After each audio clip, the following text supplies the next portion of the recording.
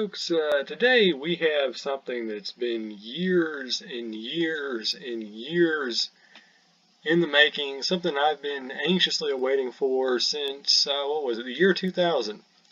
So we're at a very, very pivotal point here in something that fanboys like me have been dreaming of for almost 2 decades now.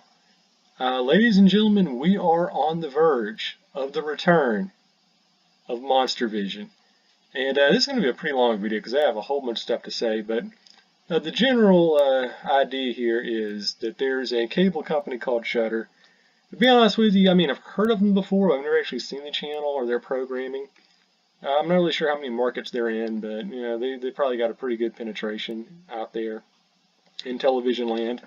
So anyway, basically what they're doing is they're mulling the possibility of resurrecting Monstervision, or at least a very Monstervision-like show on their network, and it will be hosted by none other than Joe Bob Briggs, the living legend, the world's foremost and probably only drive-in critic. And basically what the network is doing is they're trying to gauge fan interest to see whether or not this is viable, whether there's enough people out there that are rabid Joe Bob fans will tune in to watch it. So they're asking everybody to make video testimonials, telling everybody about how much they want the program to come back. So this is just me doing my duty as an American and a consumer and a drive-in mutant, cretin, degenerate cinema enthusiast to try to get this thing back on the air. And today I'm just going to appoint myself an advocate for Joe Bob. It's my job, my duty here, to basically extol all the reasons why we don't just want Monstervision or a drive-in theater-like program back on the air. It's actually something that we as a society need. So before we get into why I think Monstervision or drive-in theater or Joe Bob's Last Call or whatever you want to call the program is resurrected, a couple things about Joe Bob. Now, I'm a professional writer by trade. I write for and this is no joke, about 12 or 13 different websites. I've won national reporting awards. I've done marketing. I've made my living off the written word. And even though there's a lot of people who've inspired me to become a writer and go down that path and pursue that as my actual, professional goal, George Carlin obviously was an influence on me. Matt Caracappa, big influence. Richard Pryor. Even guys who aren't traditionally thought of as writers like Lloyd Kaufman, Paul Heyman, Al Davis, all these guys, huge, huge influences on me. But I don't think there is anyone out there who's had a profound influence on my writing career as Joe Bob Briggs. And I first heard about Joe Bob, I remember the very first episode of Monstervision I watched. It was in 1997. It was an episode where the first feature was Troll and the second feature was Trancers. Both of which aren't very good movies, but I stayed and watched both of them, and I was absolutely captivated and glued to the TV screen. Not because the movies were any good, because let's face it, they aren't, but just because Joe Bob was such an unusually appealing character that you didn't really see a whole lot of in other forms of media. At first glance, you kind of look at him as oh, wait, just another white trash, redneck, rube caricature. But as you actually listen to him and you hear his monologue and you hear him sort of talk about the movies and make fun of the movies, but without really looking down on them like a lot of other late night cable TV hosts do, like Gilbert Gottfried and Elvira, you realize that he's actually a really, really intelligent and well-versed guy. And looking back on it now, it's going to sound weird, but Monstervision really was one of the most intellectual TV shows of the late 1990s. I know it's crazy to think that the same show that had a guy in a trailer drinking Old Milwaukee after Old Milwaukee while watching movies like Leviathan and Megaforce was a sort of intellectual program, but it really was. If you go back and watch the episodes where he's talking about Alien 3, he spends half the movie just talking about French philosophy and its import on the decision making behind the movie. Where'd that come from? You would never get that anywhere else. And in Halloween 2, he's talking about Dutch expressionism and these abstract philosophies, and it really gets into the meat of the matter. And you have to remember the amount of insane trivia that Joe Bob was able to kind of cull for these movies. You got to remember, this is 1997, 1998, way before, IMDb had, that major, penetration in our culture. I mean, they actually do like research. They'd like call up the directors and the gaffers and the crew and say, "Give us a great story about the Ice Cream Man," or "What really happened on the set of Project Metal Beast." And as you're watching the show, you can kind of tell that Joe Bob, I mean, yeah, he's being kind of sarcastic. He is, a parody of certain sort of Southern stereotypes. But at the same time, you understand that he has an actual sort of dedication and understanding and passion and reverence for the movies he's watching. He really does respect and admire independent genre filmmaking. And that's something that you just frankly don't see in any of the other late night monster movie programs. You never got that in Up All Night. Elvira's show never went that far. It actually felt like a guy who was being comedic and being a little bit cynical, but he was actually sincere. And you can tell, even though they showed a lot of really bad movies, when they showed a good movie like Return of the Living Dead, or what else they showed was actually good, like The Beast Within, something like that, you actually like see his exuberance. Like he actually enjoyed the movies. He was happy to be talking about them, and it was just a really, really fun and genuine program. And you didn't get a lot of that in the 1990s, and you're sure as hell not getting a lot of that in today's commentary culture, Uberall's culture. Wow, how about that commentary culture? Kind of weird. So just having that sincerity there, someone who actually has like an admiration and respect and sort of a love of a very niche form of entertainment, I think goes a long way. And another thing about Joe Bob, he's a really funny guy, but he's funny in a way that's really like sort of countercultural. I mean, Joe Bob was kind of a countercultural figure like in 1998, so today, good lord.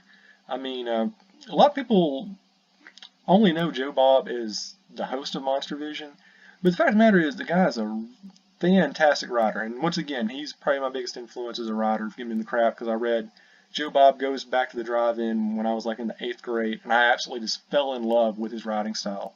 Like the way he reviewed movies being like super detailed and using like these really great comparison points, it really made me kind of fall in love with the written word and literature.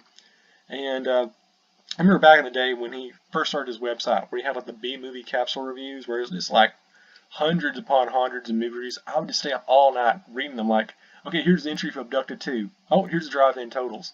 And it's just such a great way of explaining things, putting them in a very sort of base proletariat view, but also in a way that's kind of lets a little bit of intellectualism and enlightenment sneak in. It's a very multi-layered analysis that he gets, and he's still my favorite film critic. I think, for all the stuff we give about being humorous and having the really great anecdotes about Southern culture and, kind of making fun of contemporary society and political correctness and all these other things, he's just a really, really smart guy. He's well educated, he's well versed. He knows about a lot of things. And that shows in his writing. Of course, Joe Bob Briggs, that's his persona that we know. But in real life, his name is John Bloom, and he's a guy who did like Pulitzer caliber reporting in Dallas in the early 80s. He's giving Google Talks now. He released a book last year called Eccentric Orbits, which won a ton of awards, which is really, really great. I mean, he's a real writer. He's a real journalist. He's a real essayist. In a way, he's kind of like a modern-day George Orwell because he does it all. I mean, he's a nonfiction writer. He writes fiction. He's an essayist. He's a satirist. And he's just all over the cultural critic. I mean, he does all the styles. And I think probably the number one reason why we need Monstervision back, drive-in theater back, whatever you want to call the program, is that right now in America, we need good traditional satire. Because right now, I think we're just caught up in this absolutely insane post-Donald Trump, Hillary Clinton culture war where humor is dead. I mean, if you flip on the TV, go watch the late night TV shows or Saturday Night Live, there's nothing funny. I mean, there's no real satire. It's just one side completely just harping on the other, being brutal and mean and just talking trash about politicians they don't like. And it's become virtue signaling over entertainment. There's nothing inherently funny or witty or insightful or sort of, counter-cultural anymore because the entire culture is just right versus left. And Joe Bob Briggs, back in the 1990s, and certainly now, is evident by his work over at Takis Magazine, where he does semi-weekly columns, which are absolutely fantastic and in-depth. I mean, he really is probably the greatest centrist humorist we have in America today. I mean, he's like probably like the only like major comedian or satirist I can think of who isn't like brazenly, leftist or brazenly on the right. I mean, he actually is a guy who has such a keen acumen, who has such a great insight and his finger on the pulse of culture and society and really history. I mean, the guy does some incredible historical research on, Southern culture that he's one of the few guys out there I think is actually still being funny and being able to be a comedian and a humorist and really sort of skewer and make fun of America without sort of defaulting to a very sort of hardline political bias. And good Lord, we need that more than ever today. And I think that's really one of the most understated and appealing things about Monstervision and Joe Bob's Drive-In Theater, that in an era of Bill Maher and John Oliver and The View and the Me Too movement and all these other identity politics obsessed Hollywood circle jerks, we need more than ever. We need Joe Bob out there to cut through the miasma, to dig through the pop cultural debris and bric-a-brac, and actually give something that's funny without trying to drive home a political agenda. I mean, there are very, very few libertarian humorists who are actually funny. Joe Bob Briggs is one of them. We need him. And lastly, as far as the material for Joe Bob, I think you go a lot of ways with it. I'm not sure if they actually still have the trademark for the Monstervision name. But I mean, you can call the show whatever, as long as it's Joe Bob Briggs going out there and doing the traditional routine where it's like he has like a 5-minute monologue, drive-in totals, intro to the movie, commercial break, mail girl, do the plug for the websites, you get the reader mail from prisoners. You do all that stuff, I mean, it's going to be great. I mean, the formula is already there. It writes itself. It's time-tested. You really don't have to change any of the core dynamics of the old Monstervision drive-in theater setup to make it work in the modern era. But personally, instead of showing a lot of older movies, even though I love stuff like Evil Dead and Texas Chainsaw Massacre, we've seen it a million times, I would really like it if they actually kind of go back to the roots of what Joe Bob's original drive-in column was about, where they just show basically modern horror films, or at least, modern exploitation movies, because there's a ton of them out there. And I mean, you've got people just making movies left and right, and I think it'd be really cool if instead of just focusing on like, late 70s and early 80s grindhouse movies, that you actually give Joe Bob an opportunity to kind of look at movies that are coming out now. Stuff that's like the neo-slasher movies and some of the better found footage flicks, and just general across the board good independent low-budget exploitation movies. Because they're getting absolutely no publicity. There's some good stuff that's being made out there. I mean, you gotta search far and wide. But there's some decent material. Some really good low-budget horror, low-budget splatter that I think Joe Bob could do a really good job sort of elevating and promoting and, just being himself, where he's in there where he's making fun of it and skewering it, but also kind of showing the artistic side and giving it its fair court and really kind of showing the audience the finer nuances of low culture that those high elitist snobs just can't detect. That's kind of the beauty of what Joe Bob does. He's always said that, his job is to differentiate the bad trash from the good trash. So I think having Joe Bob go through modern day good trash and exploitation movies would just be absolutely the sweetest plum. So for all those reasons, we needed some Joe Bob. We need someone who has a keen, deft understanding of, low culture and independent cinema. We need someone who has a genuine love of the genre film in the era of really sardonic and cynical, consumer culture, passive, experiential commentary. I'm not going to throw any names out there, but nostalgia critic. And we definitely need someone who is willing to be funny and satirical and really dissect the modern American experience without being reliant upon default identity politics rhetoric. Joe Bob, he was one of the best ever at just being straight up funny without relying on any sort of leaning political bias, and we definitely need that sort of humor and experience now. And that's pretty much it. That's my spiel for why Monstervision and Joe Bob Briggs should come back. I don't have cable, but I would definitely do what I can to go out of my way to experience it. We might even have like a Joe Bob Briggs party around my place for his big resurrection. We'll find a way to watch it. I might even pay for it. Like if you put it online, I might actually get a subscription to Shudder just to watch Joe Bob's show. I would go that far just to kind of see what he's doing and promote his work and get his name out there. And lastly, the number one reason why I think Monstervision should come back, or at least Joe Bob Briggs should have some kind of program. Personal story here. I don't talk about my past that much, but I will this because I think it's important, it's poignant, and I think maybe it could kind of serve as the backbone for the reason why this show could happen or should happen. You know, growing up in the 1990s, I grew up poor as dirt. You know, I grew up in a trailer. I grew up surrounded by meth heads. All the kids at school made fun of me because I wore Dollar Tree shoes, or General Dollar shoes, my bad. Girls wouldn't talk to me because I was fat. You know, I was just an outcast. I had a pretty crappy life. My parents were both alcoholics. And, you know, I just felt like an outsider. Like I didn't have a home. I didn't have a place. You know, I'd had that no sort of sanctuary, that refuge.